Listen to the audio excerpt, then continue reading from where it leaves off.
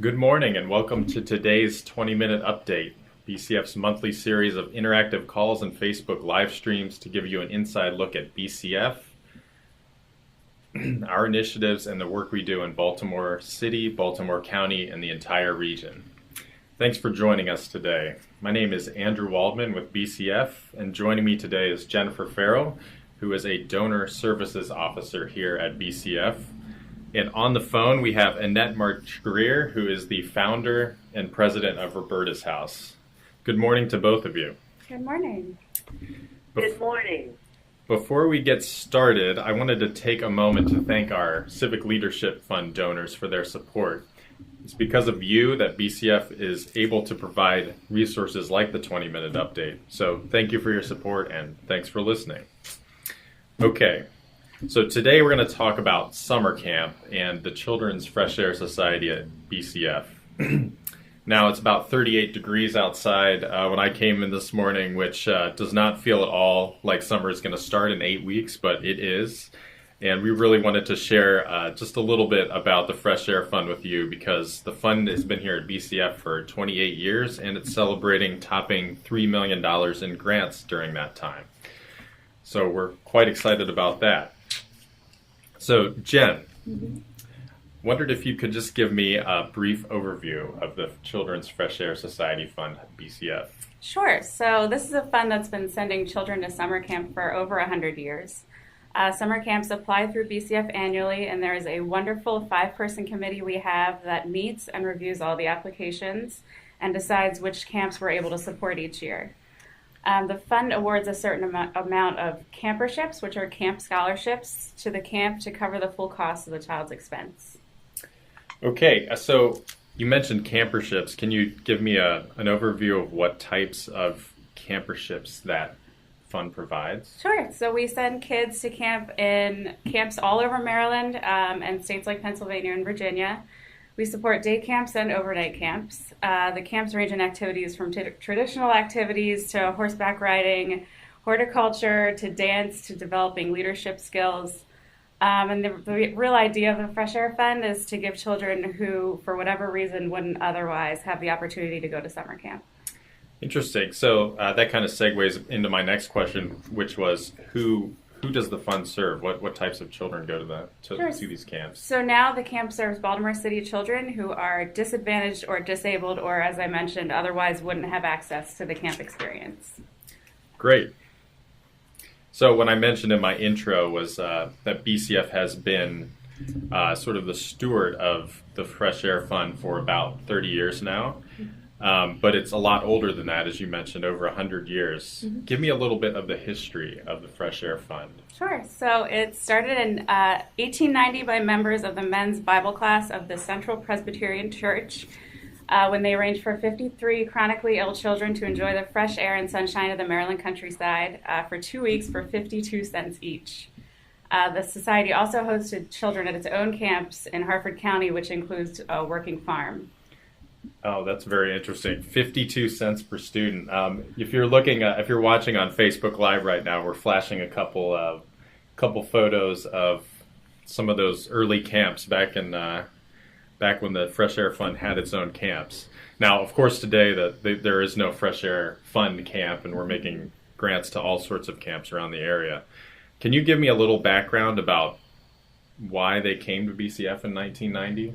Sure. Well, it was kind of a massive effort, and it was an all-volunteer effort that was handling everything from state and federal reporting requirements to reviewing all of these grant proposals. And when it became kind of too much for them, that's when they turned to the Baltimore Community Foundation. And I know that BCF has stewarded funds like the Fresh Air Society Fund and a number of other funds who have a very long history of making grants in the Baltimore area, and sometimes even longer than BCF itself. Mm-hmm. Yeah, actually, one of the great things about community foundations is their commitment to donor intent. So we can look back at these programs or organizations or families that started their grant making years and years and years ago, and we can make sure that we are continuing their great work in perpetuity in the way that they intended. Great.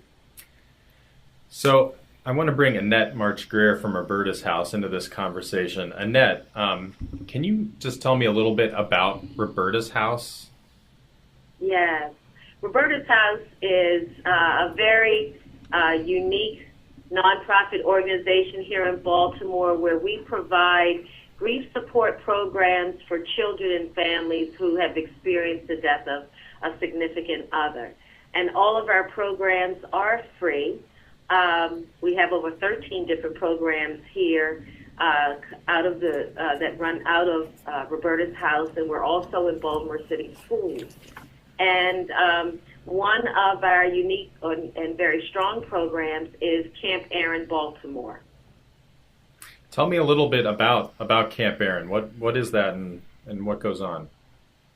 Sure. So Camp Aaron Baltimore is a free weekend bereavement camp for children and teens ages 6 to 17 years of age who are grieving the death of someone close to them. And it's a traditional fun energy camp combined with grief education, peer bonding, and emotional support. And it's led by grief support professionals as well as trained volunteers.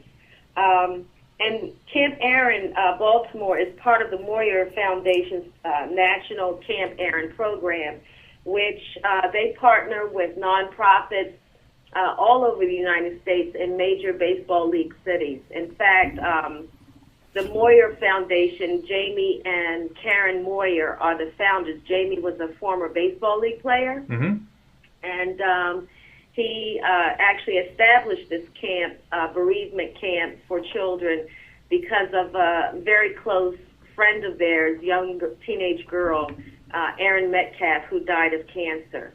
And he began starting these bereavement camps all over the United States in National Baseball League cities. And Baltimore, Roberta's House became a partner back in 2010. So we are now going on our 9th year, taking more than 50, close to 50 to 60 kids away every summer. And this year we'll be taking close to 100 children. Wow. So you mentioned that that your campers are dealing with a death close to them. Can you characterize that a little bit for me? Yes. So we do collect information on the children that actually participate in our camps. And for instance, one particular year, I would say 60% of the kids had lost a parent, and many of the kids had lost parents due to such things as heart disease, renal failure, and of course homicide is also a very high type of death that many of the kids have experienced. So why don't you tell me a little bit about what goes on during a day at Camp Aaron? Sure. So, for instance, our camps usually take place on a Friday, Saturday, and Sunday, and it is an overnight experience. And when the kids arrive at the camp on that Friday, there's there's an activity called the Web where they get to, some of these kids for the first time get to share their loss experience, and they talk about the memories of their loved one, and they get, most importantly, to meet other kids who have experienced similar losses. And so during that, we have a talent show that during the camp, the kids also, in the morning, they spend time in peer support groups, journaling, arts and crafts, and then in the afternoons, they have a lot of adventure and play, such as swimming, zip lines, the obstacle course, canoeing. We have a campfire. We have entertainment that comes and performs during the meals, the lunch and dinners for the kids. It's just an assortment of fun and activities that the kids get to experience. And they also, by the end of the camp experience, we have a luminary project that the kids make, which is a candle-like art activity that they make in memory of their loved one. And towards the last day of our camp experience, we have a ritual that we do where the kids say goodbye, or they tell their loved ones something that they will always remember and hold on to. And they light the candle, and we put it in the water, and it takes place during the night, and it just has a beautiful glowing effect of memories, and the kids get to cherish that. And it's a very emotional time, but yet it's also an enlightening time for the kids to recognize their loved ones and know that their loved ones will forever be with them. So those are just some of the things that we do. That sounds amazing. That is a lot of things. It is. We are exhausted by the time the camp is over. I bet. I didn't ask you this at the top, but when and where does your camp take place? So this year the camp is Friday, August 10th through the 12th, and we take the children to North Bay Adventure Camp, which is in Northeast Maryland, and we do provide bus transportation for the kids to, get to the camp. So parents drop their kids off here at Roberta's house, and we all head up to camp together and return back here at Roberta's house. Great.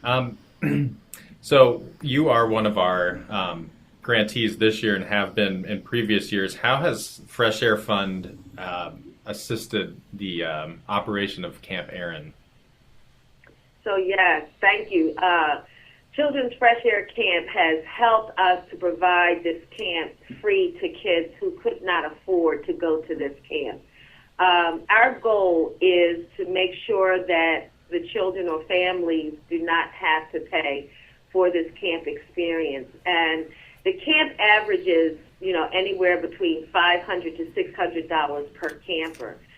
So Roberta's house has to really reach out to foundations and, donors to help us support this camp. This camp costs Roberta's house close to $35,000 a year, and Children's Fresh Air Camp has helped us to make sure that some of these kids have gotten there without having to spend anything, which is wonderful. We couldn't do it without grants like Children's Fresh Air Camp. Great. And you mentioned that you're taking applications. Where can people send those applications?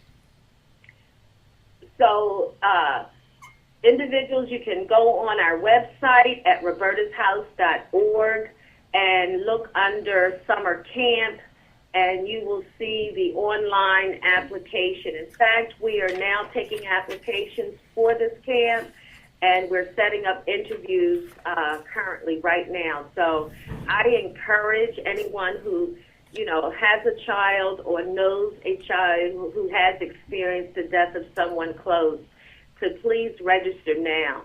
This year we hope to take 100 children with us to camp.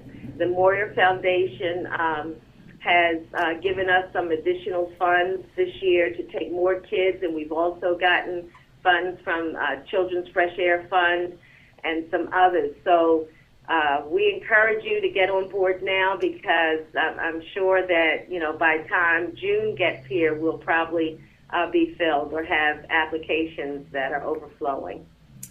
Great.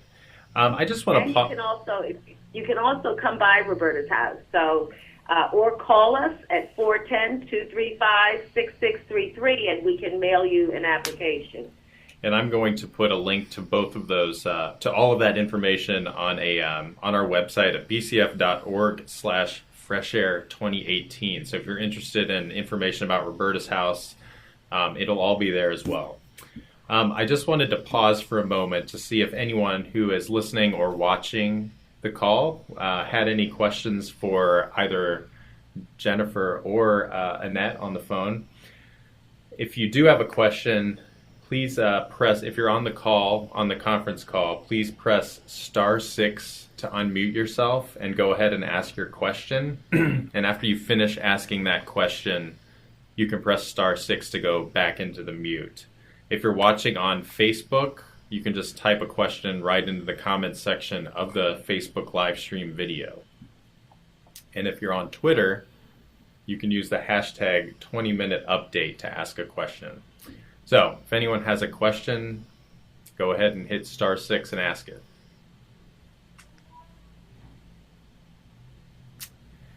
No? Okay. Well, let's go back into it. Jen, I was interested if you might be able to give me a little bit more about some of the other camps that are happening this year. Absolutely. So 4 camps quickly that we're supporting this year. Camp Opequon, which is a Quaker camp in Virginia that me and the committee members had the opportunity to visit last summer.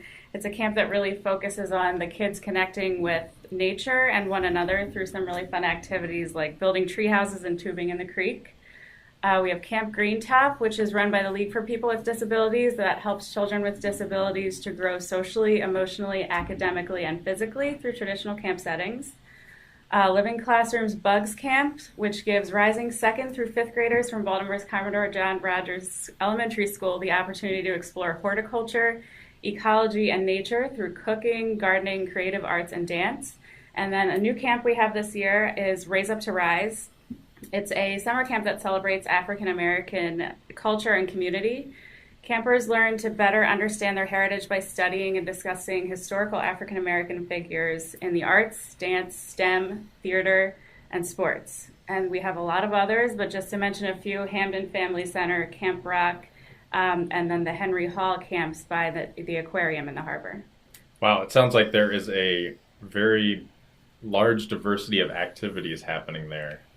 When you look at these applications and review them, are you seeing any trends as far as those activities go, or are they all that diverse? I think they all pretty much contain kind of like the basic camp activities, but then there are some, like I mentioned the Henry Hall program I visited last summer, and they were building their own water filtration systems. They were figuring out the order to put the soil and the sand and the pebbles to make the cleanest water. So it's just kind of all over the map, but these kids are definitely having fun. Wow.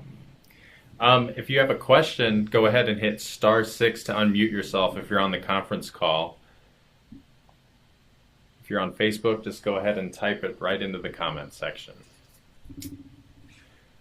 Okay, while we're waiting, we heard a little bit from Annette about their campers, but Jen, can you give me any information on how the other camps are selecting campers to go to their camps? So they all kind of have their own system. Some get referrals from schools or social workers. Others draw from churches, and some are for children facing really specific types of challenges. So it's up to the camps to kind of seek out the children, and then we try to help them out. Interesting. I'm also wondering about how we keep track of success for each of these camps. Mm-hmm. Is there something that are any metrics that we look for? Mm-hmm. Well, we do ask for a report at the end of each summer, and the camp will just give us kind of a broad idea of how the summer went and mm-hmm. some highlights and what the kids were able to learn. And in addition to that, we actually try to visit all the camps on a rolling basis throughout the year. We try to visit 3 to 4 each summer. So it gives us a great idea of how the camps run. Great. We, on our website, I mentioned bcf.org/freshair2018. If you visit that website, you'll see a list of requirements for each of the camps. And among those requirements is an educational component. Mm-hmm. How is this incorporated into each of these camps? There is an educational component, to every camp, which the committee really does value.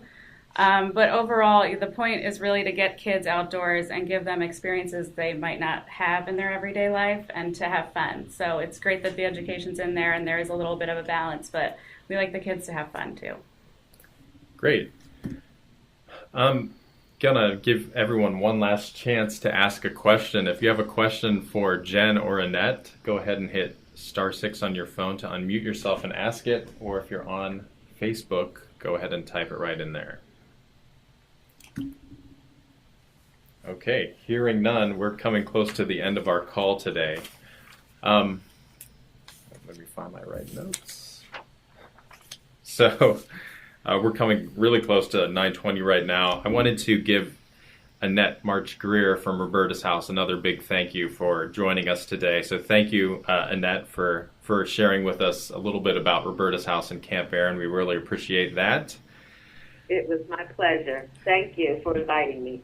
Yes, definitely. And once again, if you want some information on Roberta's House or any of the other camps, you can go to bcf.org/freshair2018. I want to thank everyone who listened in on the phone or on our Facebook live stream today for joining us. And next month, just want to mention that our 20-minute update is going to be a little different than usual. It'll be on May 23rd, and we're going to be doing a live stream of our annual investment briefing. We'll be sharing the results of our current investment strategy. We'll be inducting new members into our Professional Advisor Recognition Society, and we'll also be sharing some information about our impact investment strategy. It's not going to start right at 9. It's going to start a little bit later than that, so stay tuned. We're going to send out more information on that. If you're not subscribed to our e-news, you can do that at bcf.org/e-news, and you can get all the invites for all of our events and the 20-minute update. So thanks again for watching, and we'll see you next month.